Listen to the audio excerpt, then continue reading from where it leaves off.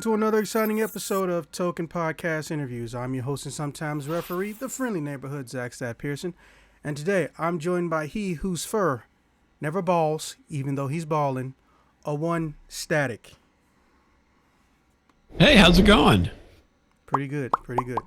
All right, Static Radio, you want to tell the audience a little bit about yourself and where they can find you? Sure. So, yeah, I'm Bob Lement at Static Radio, and I've done a show on the internet at staticradio.com for about 25 years now. And also one of Go figure, right? Yeah. And by default, making him one of the earliest podcasters to exist in the USA. That is definitely impressive. Yeah. Yeah. So yeah, podcasting actually is 20 years old this year. So they started journalists coined the term back in 2004, in roughly around September. And but my co-host and I, we've been doing a show for about 5 years ahead of that. And it was called Internet Radio at the time, hence the name Static Radio, because that was kind of the thing at the time. Now, I mean, no one talks about radio in reference to podcasting because it's its own thing now. So the radio part's just a holdover from back in the days when things were called Internet Radio. Hey, branding is branding. Yeah, but I've got everything with that name now, so I don't know. Changing is not going to be an easy task at this point. So we just run with it. What the heck, right? So, but yeah, it's been a wild ride. I can tell you that. I mean, basically the whole show started in college, where Miles and I used to do a college radio show, and we called it Static, and we did that for a couple of years in college. We graduated, and we were kind of missing the fun.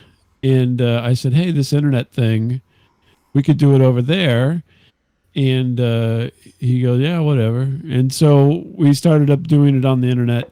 We'll be finishing our 25th year on January 1st. We call it our official date was January 1st, 1999.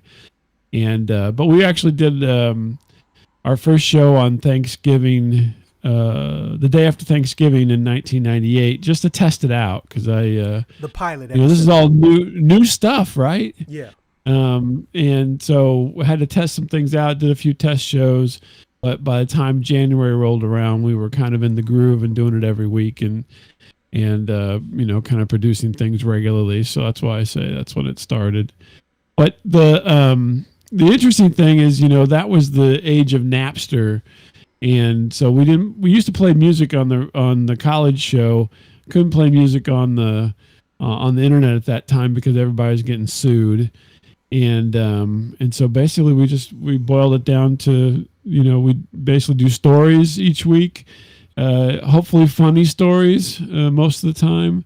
And so that's what the show became because of, litigious society that we lived in, and people at Napster, or the people at the record company suing everybody because of Napster, back in the day. So I was like, they were suing grandmas and stuff. I'm like, I don't want to be any part of that. Come on. Yeah, that sounds terrible. They were sending SWAT in to artists that were even doing mixtapes. That shit was crazy. Right? Yeah, they were swatting people. You remember swatting people?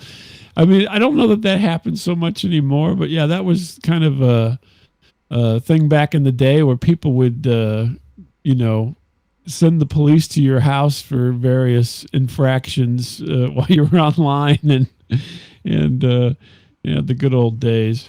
Maybe not. Yeah, that's one way of putting it.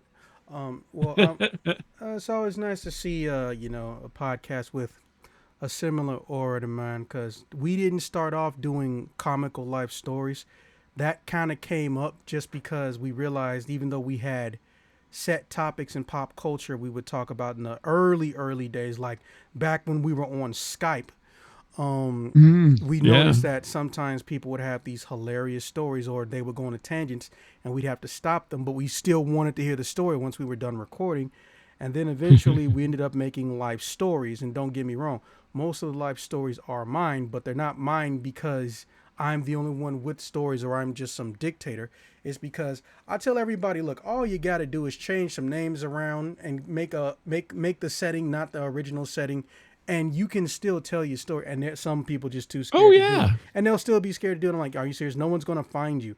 But at the same time, I understand it to some extent because now there's a difference between you telling a life story and someone perceiving themselves as being shit talked online for profit. Ah. But it's not even Oh, really, there you go. yeah, but also, it's not really profit.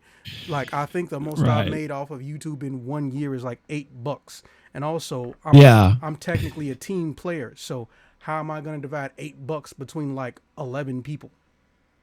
Well, then you just everybody gets 50 cents, and then you throw the rest into a kitty, I guess. Yeah, that's what I'm The saying. So that's right around our wheelhouse anyway. But in particular, we're going a little bit unique with this one.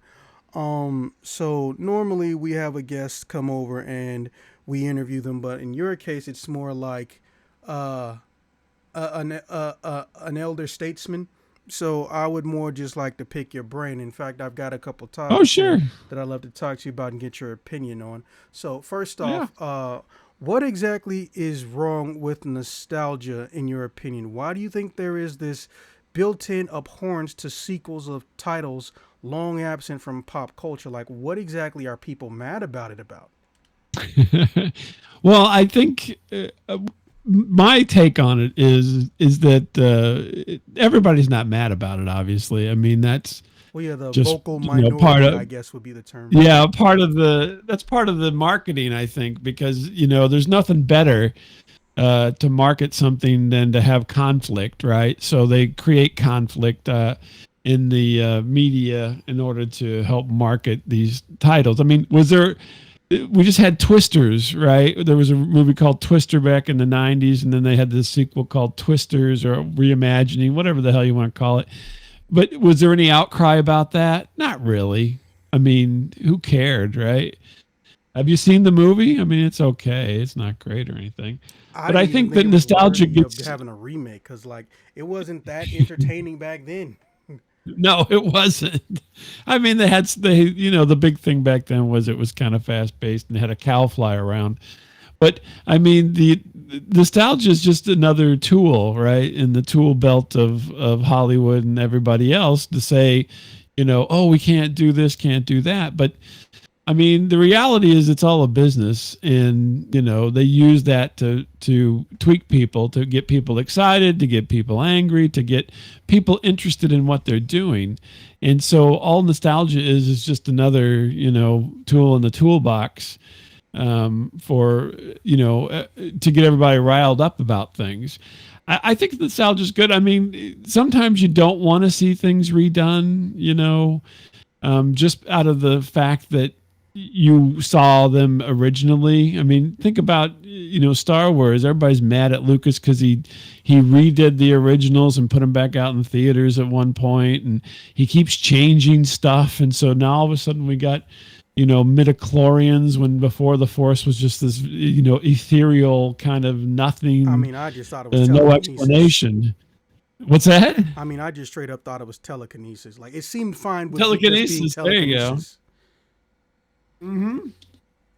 So everybody gets mad about that. I don't know why. I mean, everything. I think for me at least, it's not so much that I'm angry with nostalgia. I'm angry that there's being so lazy.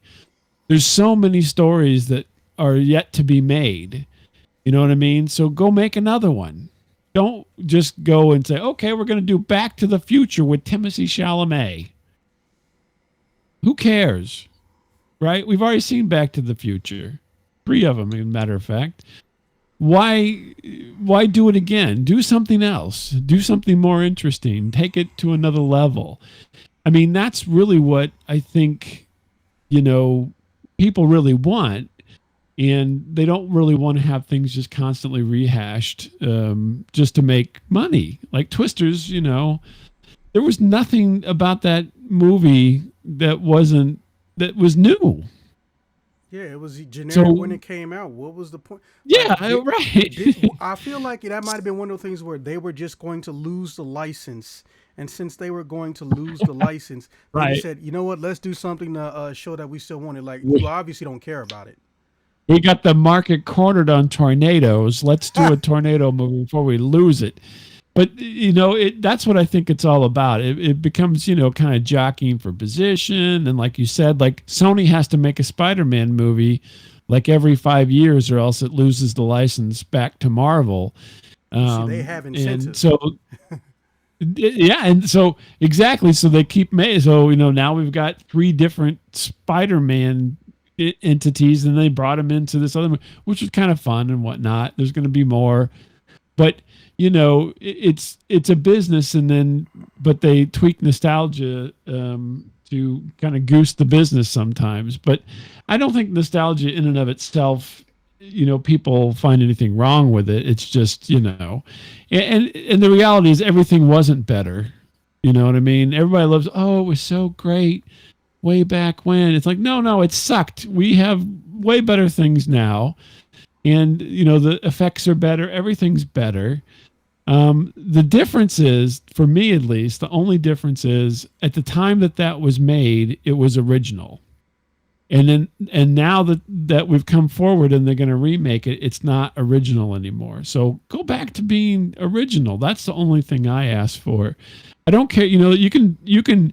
Everybody has elements of other movies in their movies is kind of a nostalgic touch, or something like that, which is fine. I just think as far as the whole idea, it's just kind of it's just a money grab. I mean, it's like breaking up Harry Potter's final movie into two parts so that they could just gouge you for some more money. It didn't need to be. The Hobbit didn't need to be three parts. Come on. I didn't even know it It's was three all a parts. money thing. Yeah, it was three parts. That's pretty sure. I saw the first one. I thought the first one was a little bit of a unique That take. was three parts. That was Yeah, Battle of the Five Armies is the last one. I can't remember the second one's title, but damn. anyway, I legit Unexpected don't remember Journey was that the one. first one. But that's what that's all about. So, and everybody likes to place it on nostalgia, but nostalgia is not the culprit. So it's just people do like things that they've kind of held dear and so forth. But the reality is, it all. There's been, hundreds of Frankensteins and Wolfmans and Draculas throughout the years. You're not nostalgic for, the first Nosferatu, the first Dracula movie, which looked nothing like a Dracula movie. People are like, oh, that was kind of interesting, but other than that, they moved on and made other stuff. But typically they tweak them a little bit, right? So it tweaks it a little bit. And so yeah, but I mean I think that's what we have to do is pop culture is pop culture because each era kind of has something that sticks, right? So make it your own. I think that's really what I would like for them to do, but it's a machine, right? And it has to get fed, Yeah, and so technically it is a sometimes machine. you have to feed it with remakes because they're cheaper to do, and so forth. That becomes the difficult part is feeding that machine constantly. And you think about it. I mean, United States is number one in entertainment for the world, right? No one's come up to the level that the U.S. has as far as developing entertainment for people, and on a mass scale. So they have to keep that edge. They want to be the ones out front. They want to be the leader. Hollywood leads the world in a lot of things. Think about smoking, for instance, right?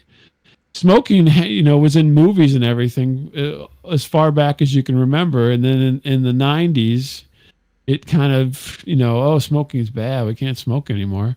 And so then it faded out of the movies, right? They don't have people smoking. Well, you look at old movies, they've even gone back and taken cigarettes out of people's hands in old movies now, or the That streaming still disturbs me. services. I still remember the shit they did with the Tom Hanks movie. That was dumb. I mean, it's ridiculous, and we're moving forward to the point where, to be honest with you, technology wise, we're moving to the point where they could make Back to the Future with any actor they wanted and not have to shoot another movie. They would just scan his head, stick it on Michael J. Fox, change the voice, and you got a whole new movie with a new person. Update all the effects, you know, boom, Back to the Future with whoever, Tom Holland is Marty McFly. Yeah, I So, and remember that movie. he could still be with Doc, the original Doc. He could still be with the original Doc Brown in the movie. I mean, we can do all this now. It's not overly difficult. And just wait, they'll do it. It'll happen. One of these days, you're going to go to Disneyland or Disney World, and they're going to say, they're going to put you in the movie, and you'll have a clip or whatever that then you can take home, and you'll be part of the movie that you loved as the main character. It's all on its way. So nostalgia is really kind of out the window, I suppose, now that we've talked about it a little bit. Nostalgia will be what we make of it, because the tools are now in existence for us to manipulate just about anything to fit our will, which, I don't know. We'll see where it goes. We'll see what happens to it. I'm not so sure. I don't think I like it. I think it's interesting, but then, it becomes a what is real kind of a situation, right? So Yeah, it seems like nostalgia is more like it's in the eye of the beholder situation. mhm. There can be good nostalgia, there can be bad nostalgia. It seems like what you're trying to say. Yeah, no, well, definitely. But the other thing is we're headed into a world where the Mandela effect is every day, because anybody who has the rights, or has the not even has the rights, has the wherewithal, can change anything to be what they want. So what your memory is going to be the memory of where you saw it, as opposed to my memory is going to be the memory of where I saw it. So it's going to be, constant Mandela effect on these things. I mean, it's already gotten so bad online. So, you peruse the socials, right? So Instagram and Facebook and X and Threads and Blue Sky and all them, right? So you see a movie poster that comes up and it says something's coming soon, right? So many people are making such good fake movie posters that I don't even believe anything that's on there anymore. I'm like, Bro, is that going to be a movie?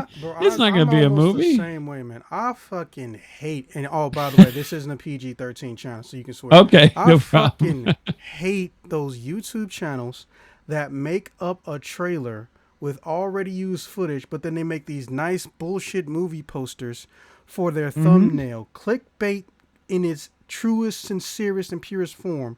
And they actually make money off it. You're literally just taking trailers and pieces of movies and then pretending that, oh, what if this is a what if scenario. It's like, no, you didn't say what if. You said Avengers 5 or Avengers 6 starring like Hugh Jackman or something. Mind you, this is before the Fox Right. merger happened and they got all the Marvel rights back. And I'm like, oh my God, they're finally doing it. They finally stopped fighting each other. Nope, this is a made up bullshit trailer. And No, the fact that they it's even all got, made up. yeah, and then the fact that they even got like 15 seconds of my time out of me pisses me off. And then you're going to look at their subscriber count.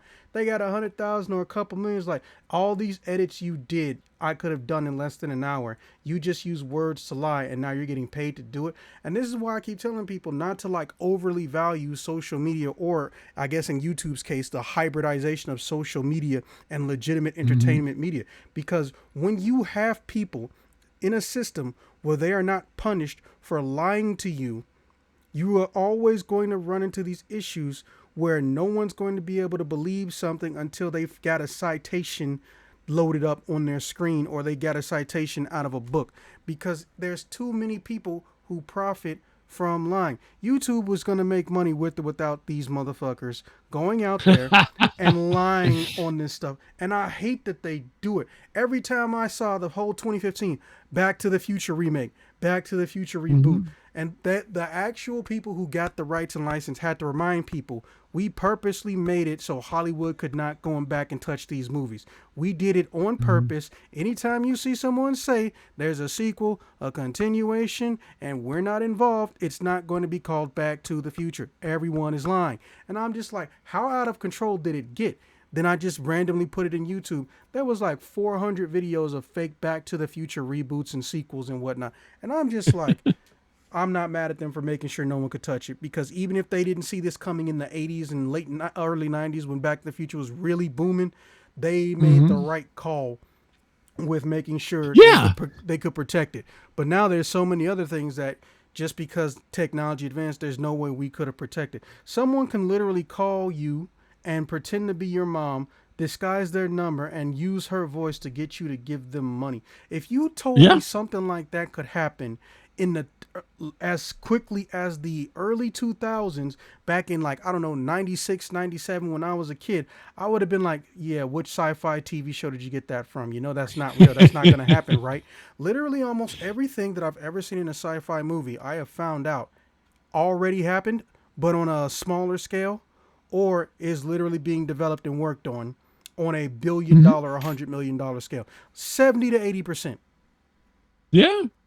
It's crazy. And so essentially when we stretch it out into the future like that, nostalgia is going to be kind of, you know, gone, because everybody's memories are going to be so scrambled about what they were watching that what your nostalgia takes a large group of people, right? It has to have a large group of people who believe in, you know, who honor this thing from the past.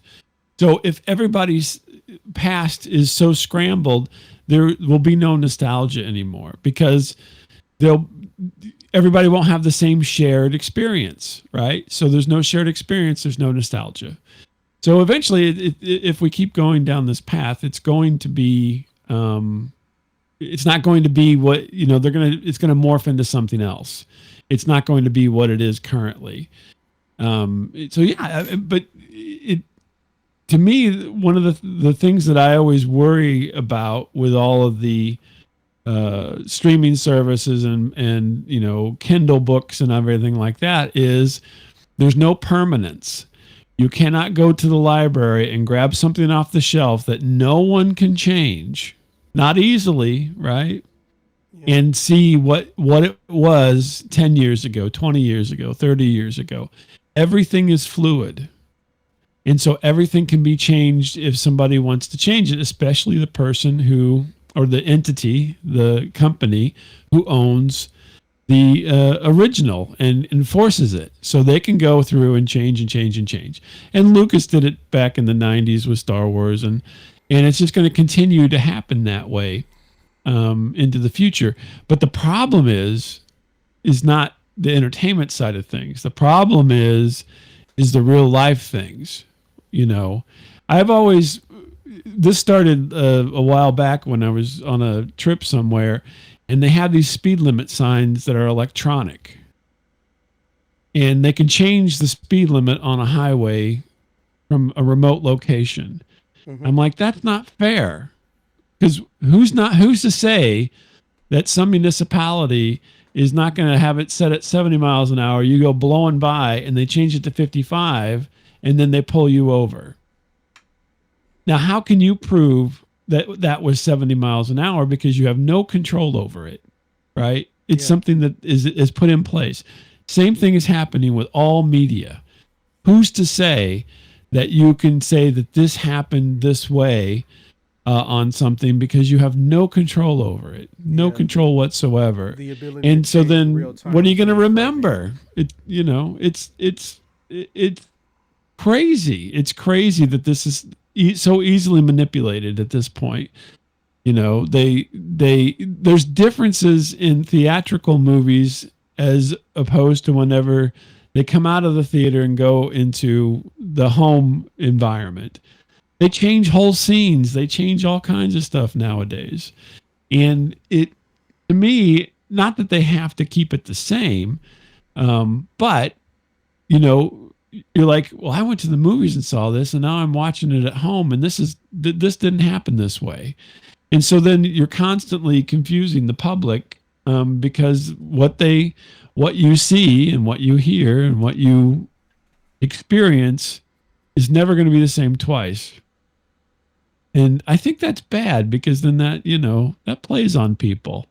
Just Yeah. like nostalgia plays on people, the constant change can play on people as well. Yeah.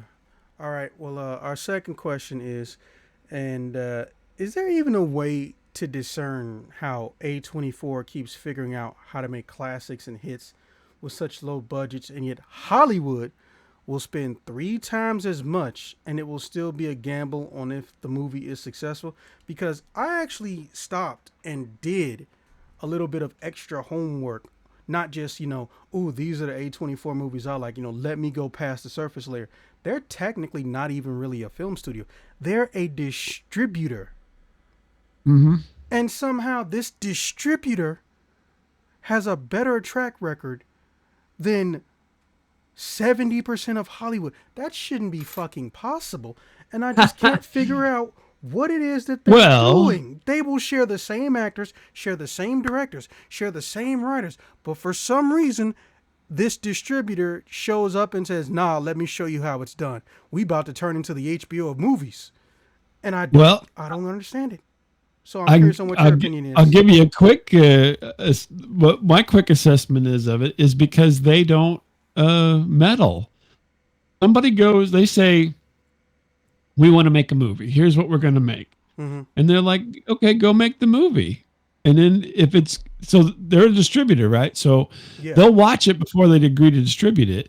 Sometimes I think they do cut deals to where they help finance or something. But basically, by the time it gets to them, they have a product that they can go yes or no to. And so the studios don't. They meddle. They're changing things. They're like, we need, to have, X number of people in this, and we need to have a character that's, a cartoon, hey, perhaps, or, whatever. And so then they're always constantly sticking their fingers in the pudding. And then whenever it turns out bad, they're like, oh, you guys suck. You made a terrible movie. Whereas A24, they get a movie and they're like, is this good or bad? They don't, mess with anything that the people wanted to do.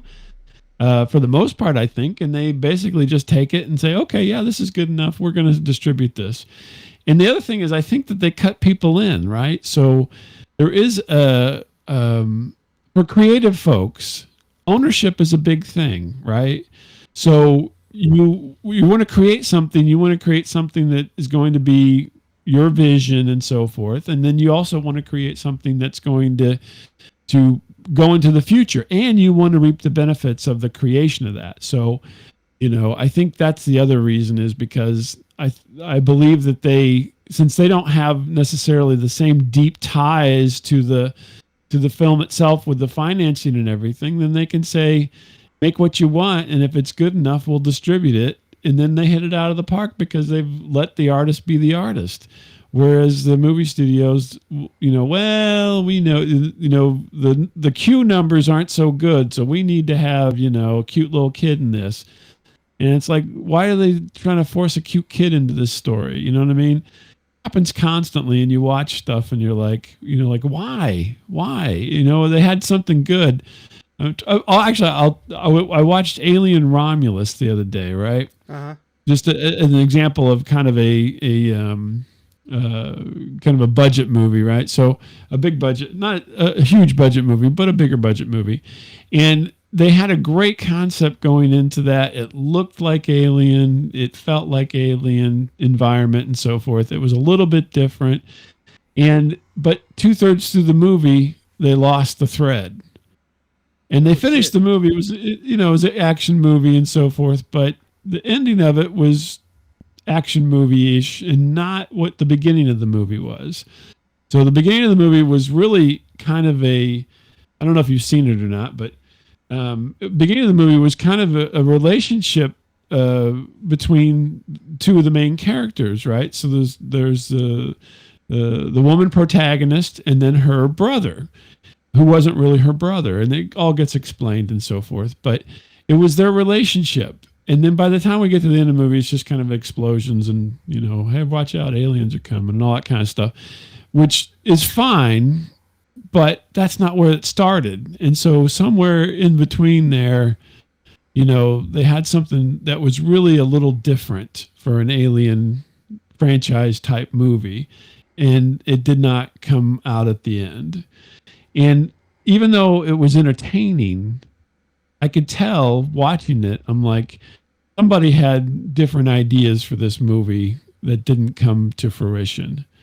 But I think with the A24 scenario, they let everything happen, and then they basically are like, we'll get behind this and promote it and so forth and make some money off of it, and you'll make money and we'll make money and everybody's happy. And I think that's why they're so successful, is because they're not getting in the way. Interesting.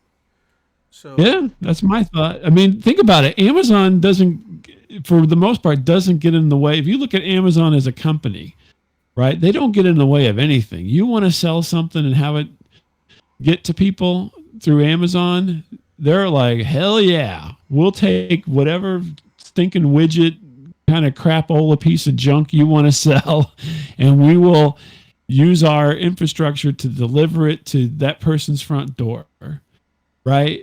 They don't care what it is. They just are selling it. And that's the exact same thing they do with A24. They don't care what it is. If it seems that it's saleable, they'll sell it. Okay, so for me, I think what makes them so, I guess, powerful in a sense. I know it sounds like I'm blowing smoke up them, but if you look at their repertoire, I think for me it's the fact that they almost absolutely refuse to have, for lack of a better term, an established methodology. If I watch one A24 movie in 2018, January, and another one comes out in December, I know they're going to be as different as night and day. They're going to be as different as the Power Ranger movie and Pulp Fiction. Okay? Like, I honestly feel like they're fearless in a sense with who can do what and who can play what. Because here's a lot of things people don't here's a lot of people forget about.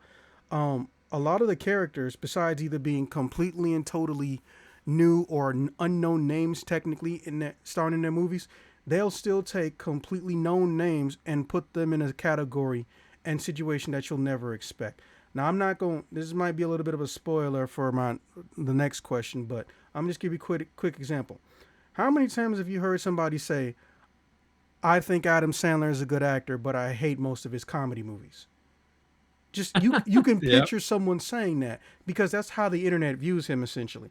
No one ever said, "Oh, Adam Sandler is an asshole." They just said, "Oh my God, his comedy movies they are the definition of hit and miss." And for a lot of people, if you're under the age of 14, they're usually a hit, and if you're above the age of 14, it's usually a miss. I get it on some level, but you have to understand, comedy is just like any form of art.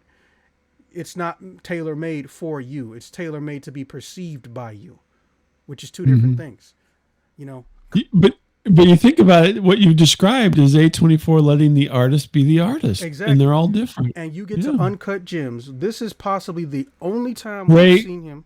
What's up? The great movie. Yeah. Adam Sandler was great in Uncut Gems. You get to Uncut Gems. Great. And he's basically doing something he's only done that 3 times I can remember in his career. Spanglish. Technically the second act of Click, when he was basically going through his realization of, oh shit, I'm ruining my life by obsessing over things that are immaterial.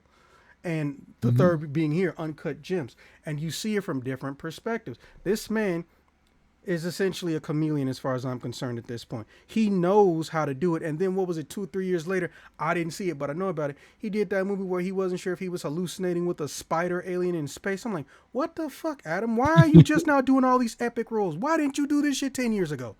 But because people wouldn't let him. Probably. Look, I believe it. You got to make money. That's the deal. So Yeah, I he mean was he's making grossed money over for a these other billion things. dollars, but here's the thing though, he didn't gross it by doing serious and dramatic roles. So I would be Oh, leery of him too. But yeah. and then and I just think to myself like, man, I think the reason they're so successful at what they're doing is because they don't have, or either, we all know that we don't know who they are, but we know that test audiences exist. We all do. Mhm. But the main thing is that I think that even if they do have their test audiences, they don't give them as much power and authority as maybe the marketing teams do or these big corporations do in general. Because there has to be some, I hate to sound like a stereotype, secret sauce that they have figured out.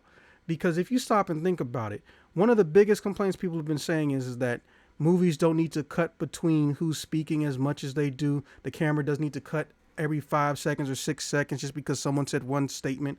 They also said that, they are longer, which is a little bit nice so the movies can breathe a little bit. But at the same time, oh, we don't need these overcrowded and insane budgets. Like, well, you say that, but then when they don't spend a shit ton of money on marketing, they can make the best movie of the year and nobody sees it and it's not going to get a sequel or it's going to fade out of memory and existence. Cult classics, that's why I think cult classics exist. Cult classics exist because a movie was really, really good, but a lot of people didn't see it and the movie company was able to build a franchise off of it without even making a new entry. I cannot tell you how many times I've seen a goth woman wearing excuse me, fucking Jack Skellington something on their body. How many times Yeah. I've gone into Walgreens or a dollar store near October, November, and Jack Skellington is every fucking where. Quite literally, he is a one character franchise in and of himself. And that's Oh, yeah. yeah, but that can't happen if the movie wasn't good. So I think A24, without trying, is literally trying to build a library of cult classics on purpose. That's my theory. However, we'll never truly know because according to people who work there, they just think that they want to help distribute and fund good independent movies. And I'm just in the pair like, nah, you got to be doing something else with this track record. They're not even at 200 movies yet, so it's pretty easy to watch every A24 movie in a month. They're not even at 200 movies yet, and that level of quality is insane to think about. But Yeah. yeah, that's just me. So for our Yeah. final, I think that this is a formula that worked in the past. So as we've, come through time here into the 90s, basically in the 2000s and so forth, we've got, they've always done test audiences, right? But they haven't always placed the importance on them, I don't think, as they do now. And I think that's part of the difference because if you uh-huh, look, I mean, you think about classic movies in the 70s, 80s, and 90s. A lot of them weren't, overly tested or pushed on the numbers or whatever, and and so we've gotten to the age where they just want to crunch numbers and they're like, well, if we do this, then we're gonna, make more money. And so then they start, Frankensteining stuff together, as opposed to just letting the original idea from the script, flow through to the end. And I think that that may be what A24 is doing, and that's what has happened in the past. And so it a lot of you've heard the tales where they're like, I don't care what the people said, we're just going to leave it as is and put it out there. That doesn't happen so much anymore. They're always like testing and testing. What is this? What is that? What's, everybody's got to have a Stanley Cup in their hand or some shit, on this scene because we're, pushing Stanley Cups for the masses now. And so, it gets so convoluted that no one's gonna, it's never gonna be great. It's just gonna be there. It's just gonna be mildly entertaining, but not rewatchable and not, terribly interesting or anything. And I think sometimes they shoot for the middle on purpose because they're like, okay, this will make money, we're going to have, I think of, this isn't a movie, but A lot of things nowadays will, pick and choose their people. Like, so we have to have a strong female. We have to have, a nerdy guy. We have to have this. We have to have that. And so they piece together these teams of, disparate people. But if it's not part of the story, then it just doesn't work. You're just pulling together, or they have to put a star in there, and then the star doesn't work because it's not really their forte. You know what I mean? You can't force things. There's a certainly you can kind of nudge things, but if you force them, then everybody's going to figure it out, and they're going to go, well, this is a bunch of crap, and move on. And that's why I think you see things moving through the theaters so fast because it just didn't perform, and then they're like, okay, well we'll make it up when we release it onto the streaming services or to home streaming. And that's just the way it goes. So I think that the hands-off approach is probably what's making them more successful. That, and they get to see a product before they put it out. So a lot of the studios for other things don't get to do that. They don't see the product until it's finally created during the process. And it's so easy to goof up the process. And I think they do that a lot. Got you. Got you. Got you. Got you. Okay. Well, with that being said, that brings us into our ultimate question. Uh, Favorite movie of the past 10 years and what made them so special for you? Oh my gosh, that's such a tough question. I've been racking my brain on this Limit because three. Limit three, because we could be here all day. Limit three. well, the last 10 years, I may, if I can come up with three, that's going to be difficult, I think, because I don't, movies, they do event movies, which, I think a lot of movies are decent enough to watch. But when you're talking about like, favorite movies that I'm going to take with me into the future and maybe go back and watch again, in the last 10 years, there's not really a lot of them. There's nothing that's really struck me hard that says, this is so interesting that I need to, hold on to this and so forth. I'm trying to really think. I'll tell you what, this is going to be a weird one, but I'll say it. But Into the Spider-Verse is a cartoon, right? And I I'll thought have you that know that is was not weird, sir. That is a good choice. oh, good. I thought it was so well made and so interesting and so different, right? And I watched it, and that's something that I will watch again because it really was, I think, even though it is a cartoon, an extremely well made movie. And it's not, you throw the cartoon stuff out the window, it didn't matter. The story was there. It was funny. It had it all, and I think that was one that really struck me as something over the last few years that was really handled. It was definitely a movie that's going to be something that people talk about, in another 20 years, because it was so interesting to watch and to be involved with. But most people would say, well, it's a cartoon or something, but I think that cartoon had way more going for it story Yeah, wise fuck than that logic. A good most. movie is a good movie, Yeah, period. yeah. Most movies that came out. I mean, I was looking forward to the new Dune movie. I like science fiction, and it was fine. I mean, it wasn't anything great. It had a good director and they had a good cast and all that, but it was like, I mean, Yeah, it was not epic, and it will not be something that you know will talk about. They'll make another Dune. They'll remake it again before that thing catches on, I think. Now I'm talking about the negative. I got to come up with the positives, right? So, yeah. but but what about you? Spur me on here a little bit. What's one of your movies? Okay, so my three, surprising no one, going back to the A24. I Mhm. believe it was called Moonlight or Moonlight Serenade. Let me pull that name up. because I just had a list of A24 movies in front of me. Mm-hmm. Luckily, I can cut shit out via editing, so there's no dead time. Okay, here we go. So for me, my number one was make sure I get the name right. Yeah, it is Moonlight. It's just Moonlight. Came out Moonlight. Okay. 27/6, starring Mahershala Ali. Mahershala. Okay. I swear I met a guy whose name was Mahershala one day, and I'm really curious if it was him because that's such a rare name. So I liked it because, don't get me wrong, I am very well aware, and I think everyone is. There's a Hollywood cliche, and we all know there's some overlaps with stereotypes.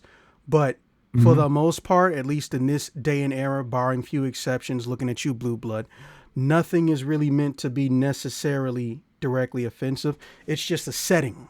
Okay? It's just a classic or Right. cliche setting, but it does have its roots in a stereotype. Now, Moonlight is essentially about a drug dealing, minority living in a shit neighborhood.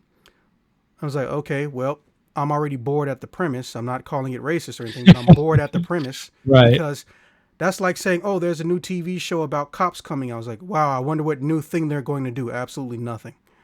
But when my friends told me, like, no, no, no, listen, the main character is solely responsible for getting his own wife addicted to drugs. And the movie's about him trying to deal with it. I was like, I don't think I've ever seen or even heard those words in a sentence for a piece of entertainment. So I was like, oh, well, now you kind of got my interest. And I think really that's what word of mouth or a good trailer is supposed to do. It's supposed to make you Right. curious about how the story's going to play out. And mission accomplished. So also on top of it, his son is watching this happen. Their son is watching this happen. And he's trying to explain to him, son, like, why this is happening and all of this. And, he's realizing he's the bad guy, but this is one of those, I'm the reluctant bad guy. He's not trying to make her worse. He's trying to make her better. He's trying to keep her from getting thrown out of jail. He's trying to keep her from getting more drugs. And it is a genuine struggle, and it is a believable struggle. That's why I like Moonlight. That Moonlight made me feel some kind of way that I didn't think I could feel for such a generic, and I mean generic setting. And I appreciate it. And that's why it stuck with me for all this time. That movie came out in 2016. So technically, it barely got into the past 10 years. In 2 years, it would have been disqualified. Or really, next month, it would have been 1 year away from disqualification. Right. Yeah, Now, exactly. the next one, I didn't expect to hit me the way it did. It didn't really hit me full force until I got to the ending. And I got a little bit choked up. I almost cried. I'm not even joking. So I'm a big fan of Bo Burnham. But I'm not a fan of him just because, ooh, he's a funny guy. I'm a fan of Bo Burnham because I understand his personality, I think. I'm not going to say I know the guy personally. A lot better than a lot of other just comedians or famous people.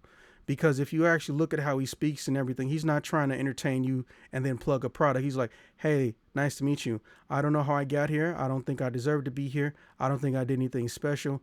And this level of praise and notoriety terrifies me, not because people bother me, but because, well, I don't, everything I previously just stated. And I can get that. It's basically imposter syndrome. He has an unending imposter syndrome. And that guy disappeared for almost 10 years. Like literally, he got famous for 4 or 5 years, did a TV show, did like 3 comedy specials, and then he disappeared for almost like 8 to 10 years straight.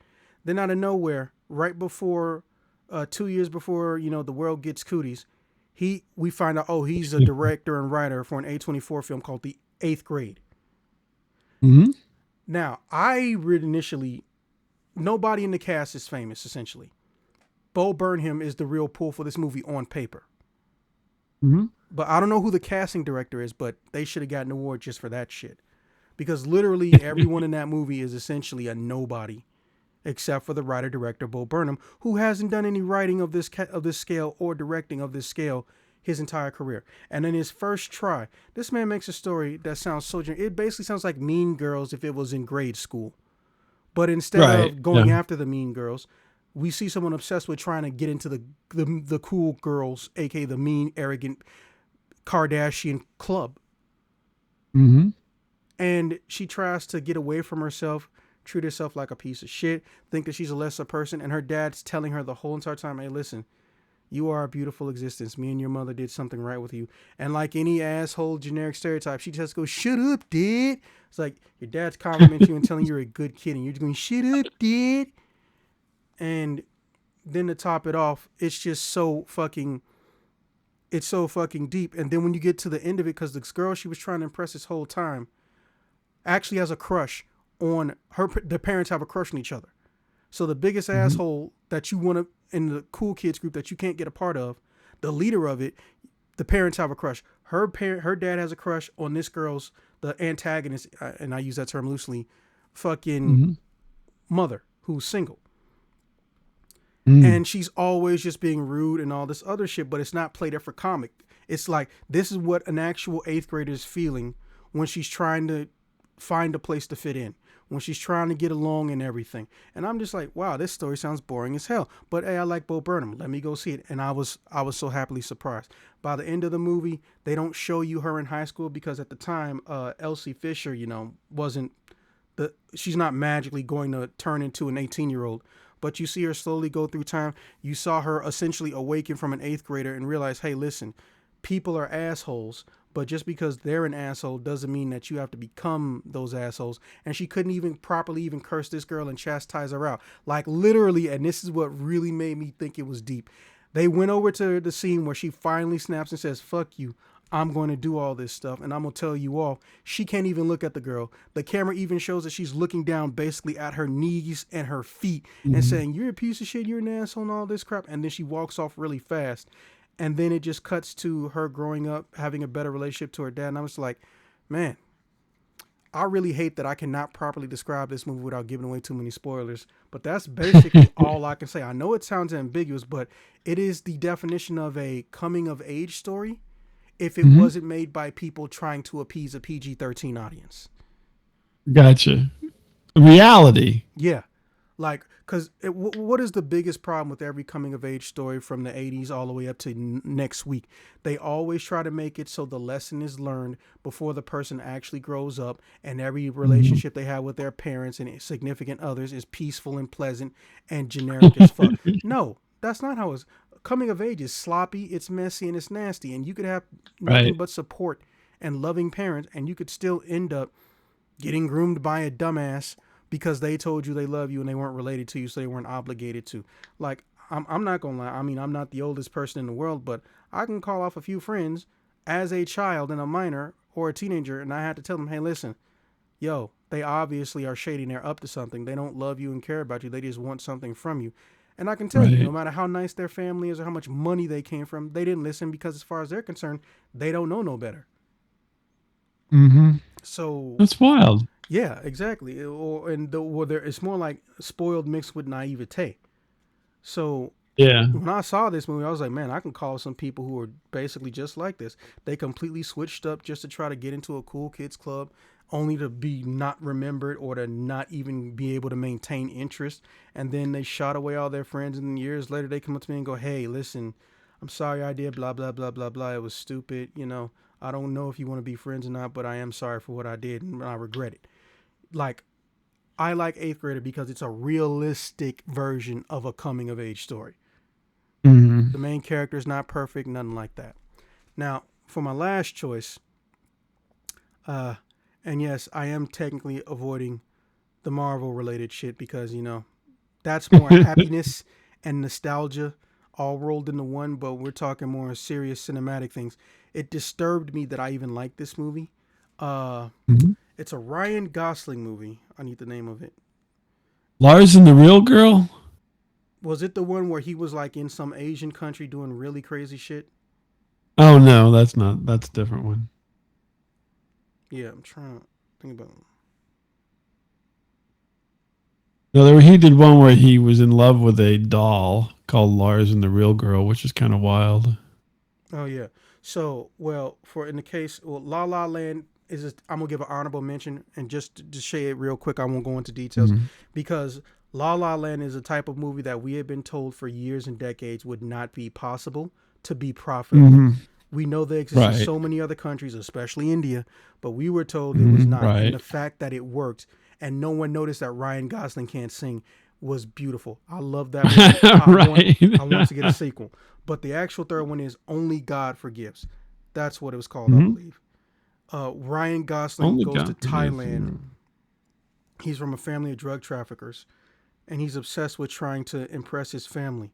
But the thing is that he's developed, sick habits, and is a complete and total, disturbing individual. He's often trying to bang people who ain't legal, and they don't shy away from him. Like even in the first 10 minutes of the movie, he's like, "Hey, give me somebody younger."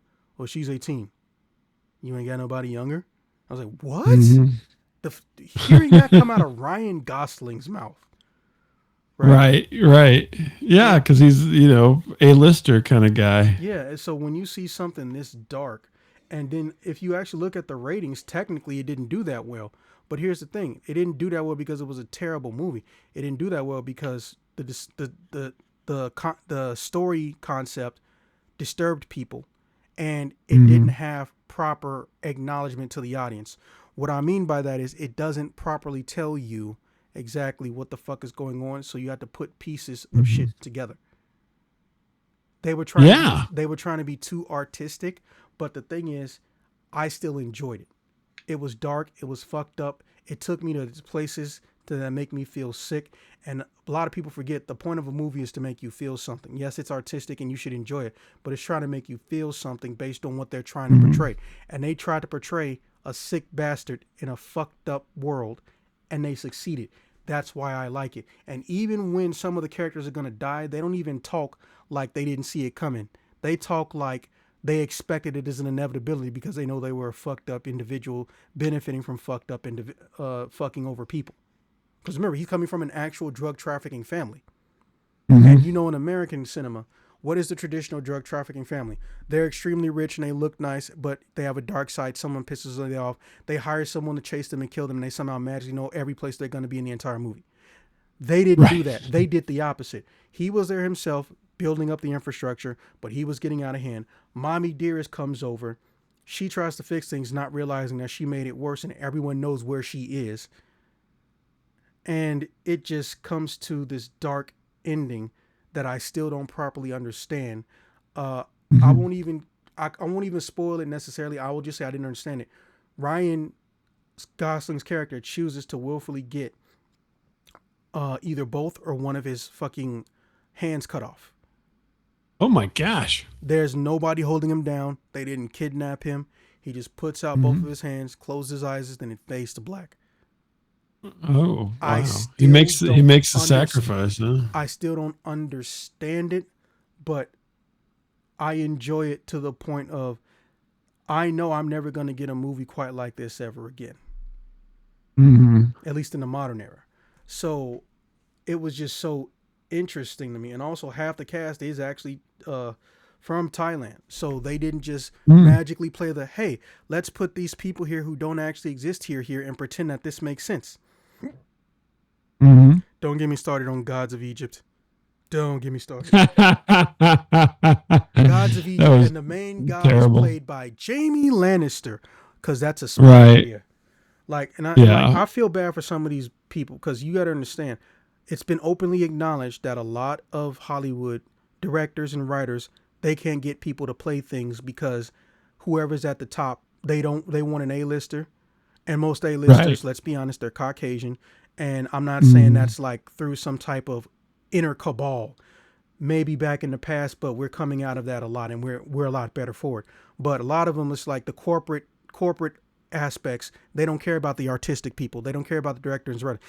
Denis Villeneuve said he couldn't get the people he wanted to play in Dune, and he didn't even try because he knew that corporate aspects of Hollywood would not let him. And they asked him, what does he mean? He's like, what do you mean? What do I mean? This whole movie is basically about Middle Eastern culture.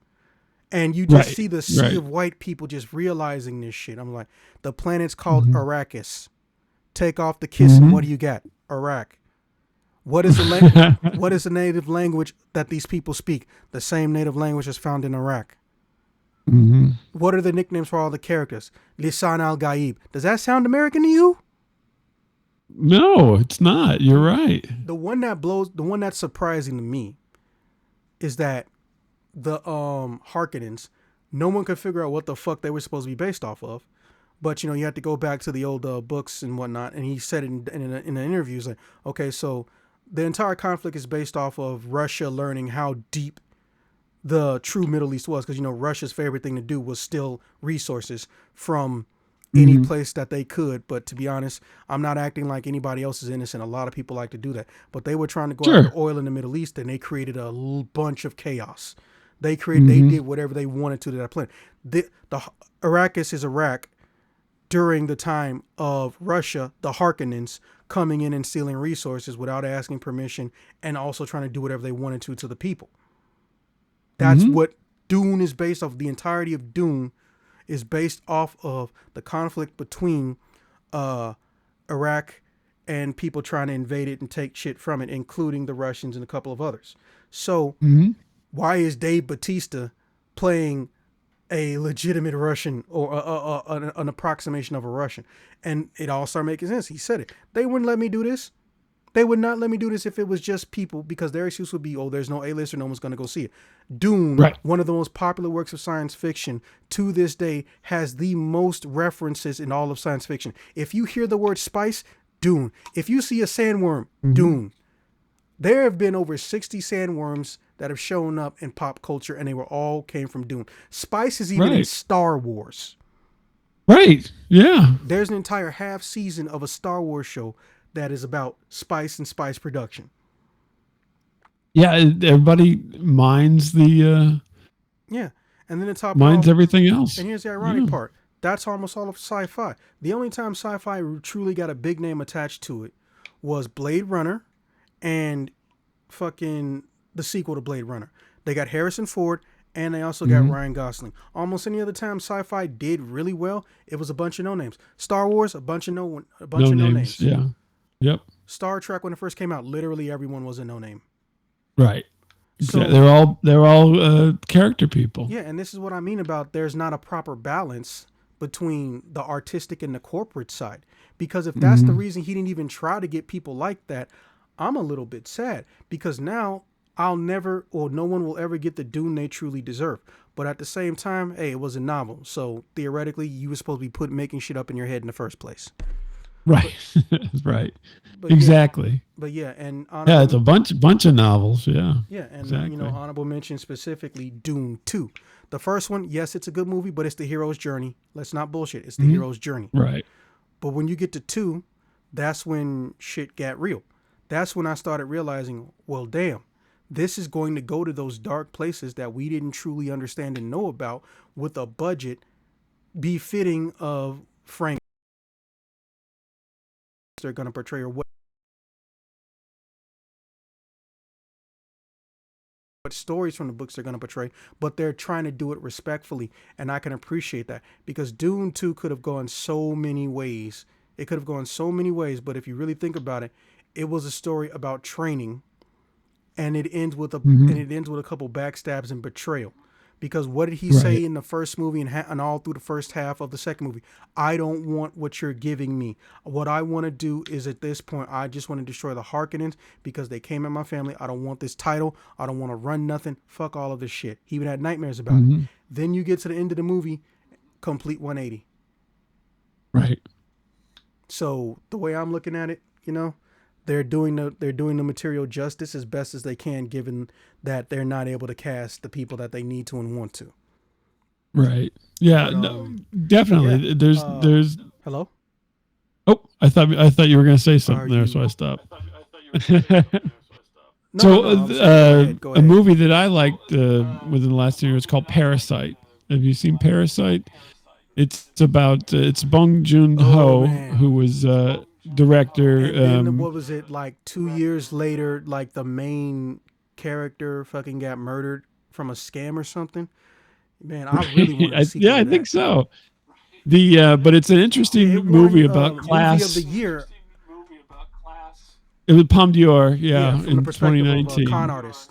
Yeah, Yeah. from the But basically perspective it's of a a it's a con artist. class Yeah, it's it a was class movie. dark. So you talked about Dune and so forth, and this is a class movie. So Why do some people get everything and some people get nothing? And then what do you do when you've got nothing, and how do you, you know, play within the class structure that gets set up? And it's really a fascinating movie. It's a foreign movie, right? It's not an American made movie. It's not got any American actors in it or any people that you would even recognize their names, right? And but it is such an interesting movie to see, where basically this one person is, one person of the family gets into this more wealthy family, and then they start bringing in their parents and their siblings to do things for them, so that essentially the thing is, it's the name Parasite really is a dual thing. So are the people who are preying upon the rich, conning them, are they the parasite, or are the rich a parasite on the poor? If you think about it that way, right? Because it takes all these poor people to bolster the rich people, and so the rich people could be the which is parasite. very So it's a realistic. duality. What's that? No, I said which is very realistic if you stop and think about it. Yeah. Oh, yeah. And it's just a fascinating movie if you see it. And so I'd say in the last 10 years, that's one of the ones. And I remember watching it and thinking, what an interesting concept, and what an interesting way to portray the class structure that is happening at this point. I think over in Korea or Vietnam. I can't remember which one now. I'll have to look and see. But yeah, it was just such a good movie and so well made that it's something that you should check It's a out. Korean movie. Yeah. Sorry, I'm getting a little bit of an So echo for there. anyone So listening, oh, sorry, I was just saying that yeah, it's a Korean movie. So for anyone who's listening, I just want y'all to know, a lot of these movies we will try to have links to the trailer for in the description. Um, and I hope you all get to enjoy them in some way, shape, and form. Or if you're not sure if any of these movies are good, that's okay. Watch them. Expand your horizon. You literally that's lose right. nothing by finding out if a movie is going to be good. In fact, that's how most people find out if a movie is good. They actually watch it. Um, Yeah. so yeah, with that being said, Static, I definitely appreciate you coming through. It's always nice to do anything in a space like this with a legitimate veteran or a legend. And if you ever want to do anything in the future, or if you want to be on my life stories show, feel free to let me know because we love those kinds of stories. And why don't you tell the audience real quick again where they can find you? Sure. You can find us at staticradio.com, at Static Radio on all the socials if you care to. And we do a weekly show. And hopefully it is at least funny. If it's not funny, at least it's a bit strange or weird. So tune in and find out. All right. With that being said, I appreciate you coming, and we will see you guys in the next one. Later.